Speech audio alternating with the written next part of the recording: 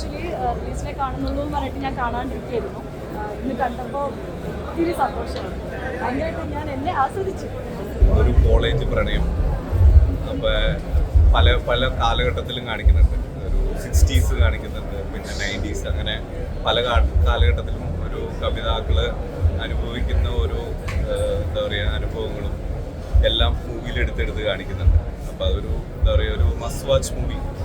ഒരു എന്താ പറയുക പഴയ കാലഘട്ടങ്ങളൊക്കെ നമ്മളൊന്ന് റീബ്രഷ് ചെയ്ത് റീവർക്ക് ചെയ്ത് എടുക്കുന്ന പോലെ ഒരു മൂവിയാണ് മസ്റ്റ് വാച്ച്. ഇവരുടെ ഒരു ലവ് ട്രാക്ക് അല്ലാണ്ട് കുറച്ച് പൊളിറ്റിക്സും ഡിസ്കസ് ചെയ്യുന്നുണ്ട്. അപ്പോൾ വളരെ വളരെ ബ്യൂട്ടിഫുൾ മൂവി. പെർഫോമൻസ് വൈസ് ആണെങ്കിലും സുമേഷ് ആണെങ്കിലും സുന്ദരി ആണെങ്കിലും even Saranya she's like awesome performance ആണ്. എല്ലാവരും തിയേറ്ററിൽ തന്നെ വന്ന് കാണാം. നല്ലൊരു ലാഫ്. ഇപ്പോഴത്തെ ഒരു കറണ്ട് പൊളിറ്റിക്കൽ സിനാരിയോ ഒക്കെ അറിയുന്നവർക്ക് ഒന്നും കൂടെ നന്നായിട്ട് കണക്ട് ചെയ്യാൻ പറ്റും. നല്ലൊരു movie. Must watch movie. I can say director did a great job on this movie. Dialogues were superb. Expressions of the actors was too good. ഓരോ കഥാപാത്രങ്ങളും അവരുടെ വേഷങ്ങൾ വളരെ ഭംഗിയായിട്ട് ചെയ്തിട്ടുണ്ട്. ഇതിന്റെ സംവിധായകനും റൈറ്ററും ഒരേ പിക്സലും. പിന്നെ രാജേഷ് മാധവ് എന്നാണ് മലയാളത്തിൽ കിട്ടുന്ന നാഗേഷ് എന്ന് പറയുന്നത്. മലയാളത്തിൽ വരാൻ പോകുന്ന നാഗേഷിന്റെ ഇതാണ്. നല്ല ആക്ടിംഗ് ടാലന്റ് ഉണ്ട്.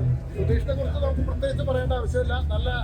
നല്ല നടനാണെന്നറിയാം. പിന്നെ അതിനകത്ത് നടികളായിട്ട് വന്നേക്കുന്ന അതായത് സുധീഷ് ഈ രാജേഷ് മാധവന്റെ പെങ്ങളായിട്ട് അഭിനയിച്ച ആ കുട്ടി നന്നായിട്ട് അഭിനയിച്ചിട്ടുണ്ട്. നായികയും കൊള്ളാം. വേറെ ആരും മോശമല്ല. ഞാൻ പറയില്ല. ഇതിനകത്തൊരു കാവ്യമുണ്ട്, അത് രഹസ്യമുണ്ട്. അത് നിങ്ങൾ കണ്ടു തന്നെ മനസ്സിലാക്കുക. അത് ആരാണെന്ന് നിങ്ങൾ കണ്ട് മനസ്സിലാക്കുക. ഞാനത് പറയില്ല. ഫാമിലിയായിട്ട് വന്നാൽ തീർച്ചയായിട്ടും നന്നായിട്ട് എൻജോയ് ചെയ്ത് കാണാവുന്ന ഒരു പടമാണ്. തീർച്ചയായിട്ടും നിങ്ങൾ പൈസ കൊടുത്ത് ആ പൈസ ഒരു കാലത്തും മുടക്ക് വരില്ല. വളരെ നന്നായിട്ട് ഒരു നാടിന്റെ പയ്യന്നൂർ എന്ന ഗ്രാമത്തിൽ നടക്കുന്ന ഒരു നാടകം എന്ന് പറഞ്ഞ നാടിനകം നാടകം മരിച്ചിട്ടില്ല. ഒരു കലാകാരന്റെ മനസ്സിലുള്ള നാടകം ഇന്നല്ലെങ്കിൽ നാളെ പുറത്തു വരും. Thank you.